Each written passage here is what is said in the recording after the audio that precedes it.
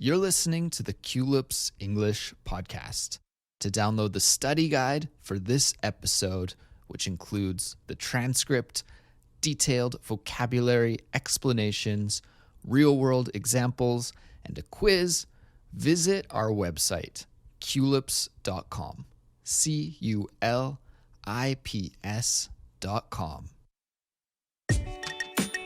Hey everybody, my name is Andrew. And I'm Suzanne. And you're listening to Culips. Hey Suzanne. Hey Andrew, how are you? Suzanne, I'm doing not so bad, but I kind of had, a bad experience when I was traveling in Vietnam recently. Oh no. Yeah, I mean, overall, the trip was awesome. Vietnam is an awesome country. Anyway, so I was in Vietnam just for a short trip for 3 or 4 days. Had a great time. It was fabulous. The food is amazing. The people are kind and welcoming. It's a beautiful country. I love it. But right at the end of my stay, I had a bad experience. We actually recorded a Culips episode a couple years back about a travel nightmare that happened when I was visiting China. Yes. And it was really well received. People loved this episode. So I thought, let's do part 2. And I will share my bad luck with everybody about what happened in Vietnam. Well, I can't wait to hear all the details. But before I share all the details, I would like to remind all of our listeners that there is a study guide for this simplified speech episode.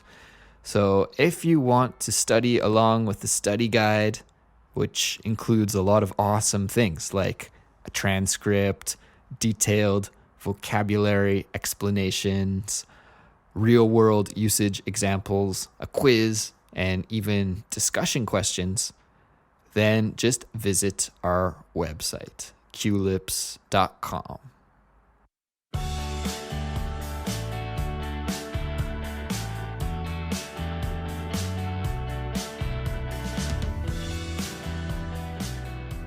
Like I mentioned, I visited Vietnam for 4 days. 4 days it was, not 3. 4 days.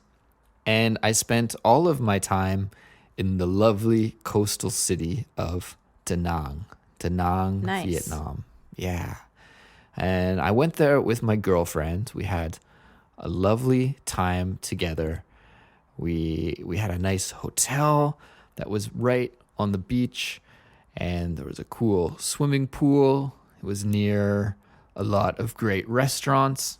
And to be perfectly honest with you, we didn't spend that much time doing sightseeing because it was such a short trip. It was more one of those vacations where we just wanted to kick back and relax. So although we did do some touristy things like visiting the market, and we went to a couple of tourist attractions. Yeah, But most of the time, we were just kicking back, taking it easy. that's nice. When you can just really take a vacation and rest. Yeah, man. I gotta say, this is maybe my preferred travel style these days as I get older, is just taking it easy and relaxing. I totally relate, Andrew. I've only done it one time. I'm not going to hijack your story, but I've only done it one time, and it was last year around this time. Olivier and I went to Mexico just to rest for 1 week.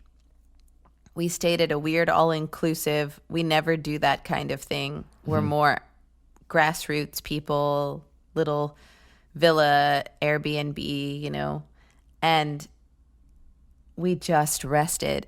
I've never come back from a vacation so rested. So I highly recommend it. I agree. It's an awesome way to travel.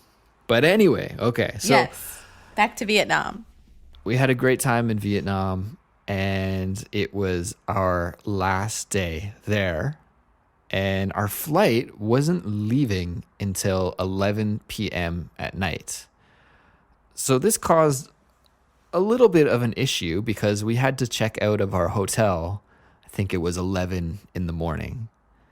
So, you check out of your hotel at 11. All right. We don't fly out until 11 p.m. So that gave us 12 hours with no place to stay and nowhere to stash our bags. Oh no. They wouldn't let you stash the bags. Well, this is the thing. We asked them, could we store our bags there? And the hotel people said, no problem. No problem at all. This is very common for people to do. So that's what we did. We filled out a little form that said, these are our bags and don't give them to anybody else, this type of thing. And the hotel said, just come back whenever you want, give us this form and we'll give you your bags. We left our bags at the hotel and went out, and we had a really fabulous day, actually. That's great. What did you do that day?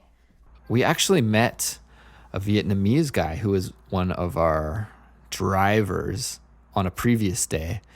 There's an app that many people in Vietnam use that's kind of like Uber.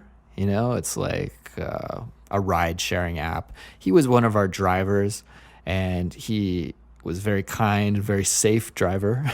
And he mentioned if we wanted to go anywhere, just to give him a call and he would be happy to drive us around.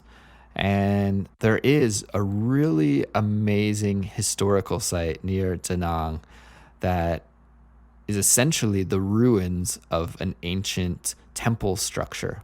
This temple complex is very similar to Angkor Wat, which some people might be familiar with.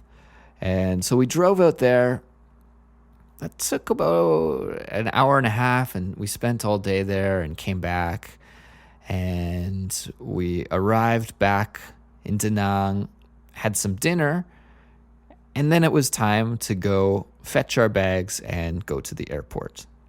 So our flight was at 11. I think this was around 8:30-ish at night. Okay. So you plan to get your bags and be at the airport in about 30, 40 minutes. Yeah, something like that. It's a very small airport. We weren't worried too much about being late or getting stuck in security just because we had seen the airport already. It's not like a massive, massive airport. We weren't too worried about that. But anyways, by the time we got back to the hotel to get our bags, it was maybe around 9:30. To be honest with you, maybe we left things a little too late. But we weren't anticipating any problems. Okay. However, once we got to the hotel, there was a big, big problem. Oh, God. And that's because our bags were missing.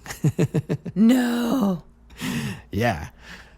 So. No. Oh, my gosh. So I only had one small suitcase. I tend to pack fairly light. My girlfriend packs a little heavier than I do. She had 2 bags. Okay. We had all of our important travel documents on us. That's good. But, all of our clothes, all of the souvenirs that we bought, Oh, no. our cameras and stuff were in our bags. Lots of important stuff. When you went up to them and asked, you gave them the paper. They were like, okay, be right back. And then what did they say to you? Yeah, exactly. I gave them the paper and they said, oh, just go have a seat over on the sofa in the lounge area and we will bring your bags right out. So we did that. We were sitting down. 5 minutes go by, 10 minutes go by, and I'm pretty patient. Yeah, you are. So didn't even cross my mind that there might be a problem. But after about 10 minutes, my girlfriend was like, what's going on? Why is this taking so long? Go check this out. So I went back up and I said, hey, are our bags coming out? Like, we have a flight to catch. So if you could bring them out really quickly, that would be great. And so they said, oh, yeah, no problem. Just sit down and we'll bring them right out. So we sat down again, but this time I was actually looking at the front desk, and I noticed that there was now 5 or 6 employee staff that had gathered, and of course they're talking in Vietnamese, so I couldn't understand what they were saying, but I got the vibe that they were kind of panicked looking for our bags. Oh gosh, that's not good. That's not a good sign. And then a lady from the bar came and brought us out a drink. Uh-huh. And I was like, oh no. So I got back up there and talked to them again. Wait, you refused the drink, or you were like, thanks, and give me my bag also? Yeah, of course I was like, thanks. They were like, sorry to keep you waiting, and there's just an issue. Don't worry about it. They were very kind and civil about things. Doing their best. Yeah, they were doing their best. But my girlfriend and I both had the feeling that something terribly wrong had happened. So I went back up to talk to them again, and that is when they admitted, we lost your bags. We don't know where they are. Oh, man. And I said, oh, this is terrible because we have a flight to catch in like an hour and a half. So we are freaking out. And I was also a little bit miffed about how they lost the bags because they're both very distinctive bags. Okay, they're not like the bags that look like everyone else's bags. Yeah, I have some stickers from Canadian music stores on my suitcase. Like, if you buy some guitar strings or something from a music store, they'll give you a sticker to promote their store. I got those stuck on my bag. Yeah, that's really specific. And my girlfriend's bag is covered in stickers. It's like plastered in stickers. So okay, it's not like somebody could just mistakenly take that bag. You'd have to be blind to make that mistake. You can easily tell if this is your bag or not. But anyways, after waiting for a little while, one of the bellboys said that he thinks he made the mistake of putting our bags in the wrong taxi. No. Just when we arrived. So we arrived, gave them the paper, and instead of bringing our bags to us when we were sitting in the lounge, he thought we were a different couple and put the bags directly into the trunk of a taxi, carrying the couple that he thought was us.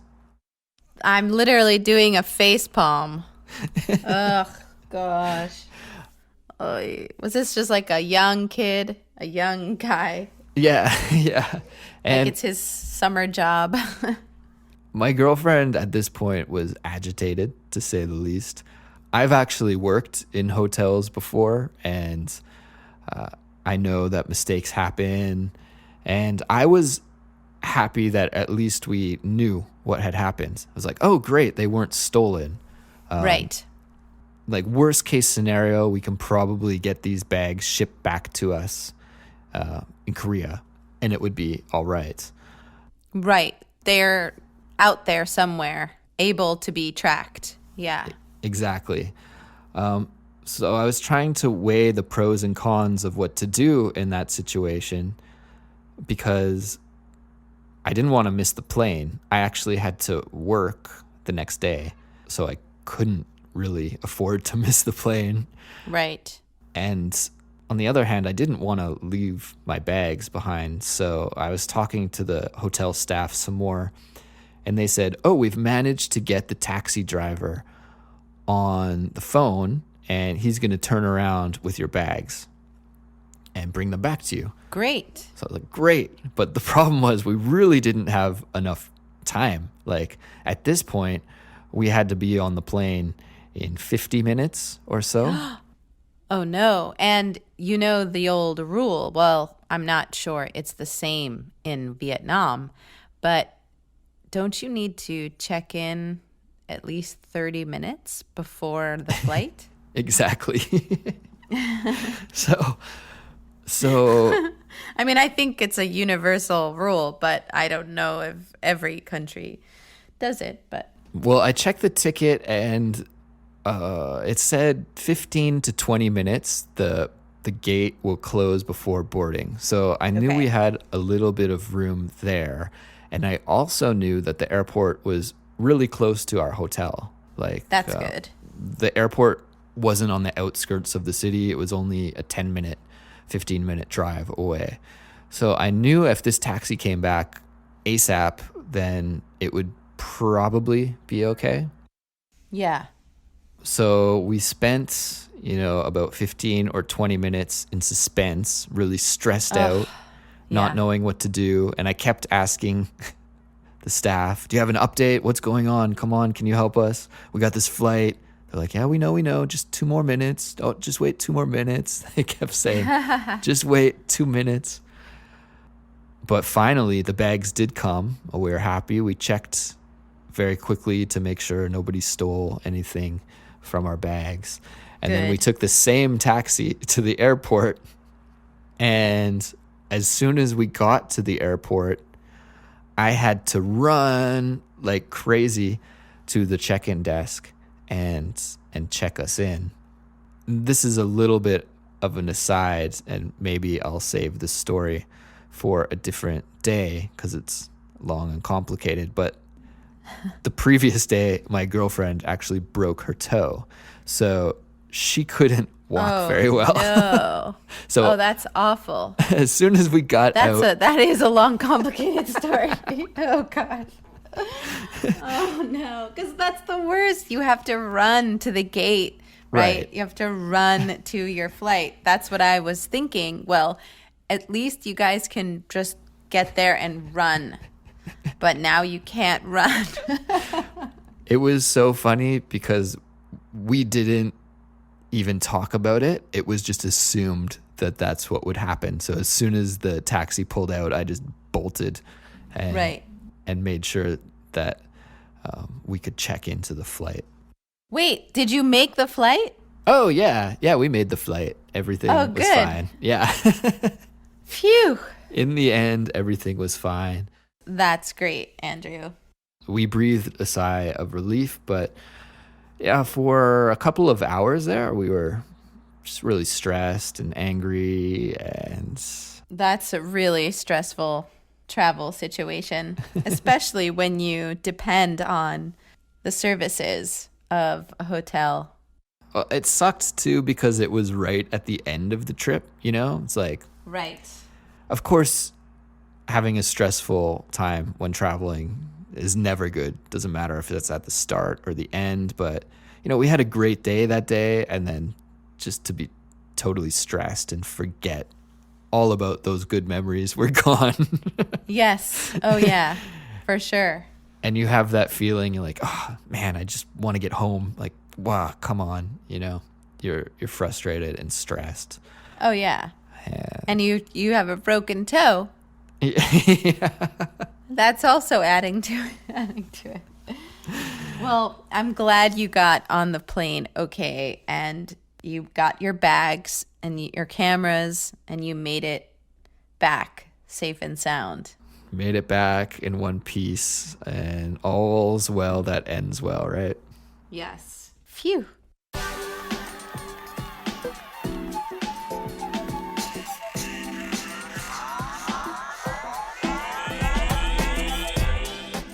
Well, Suzanne, thank you for listening to me rant about my stressful travel nightmare, and Anytime. thanks to all the listeners for tuning in as well. Again, if you want to download the study guide for this episode, just visit culips.com, CULIPS.com, And if you want to check us out on social media, we're on Facebook, Twitter, Instagram, YouTube, all of the big ones. Just search for Culips English Podcast and you'll be sure to find us. Suzanne, if our listeners want to send us an email, how could they do that? You can send an email to contact@culips.com and we would love to hear from you. So please do send us an email. That is right.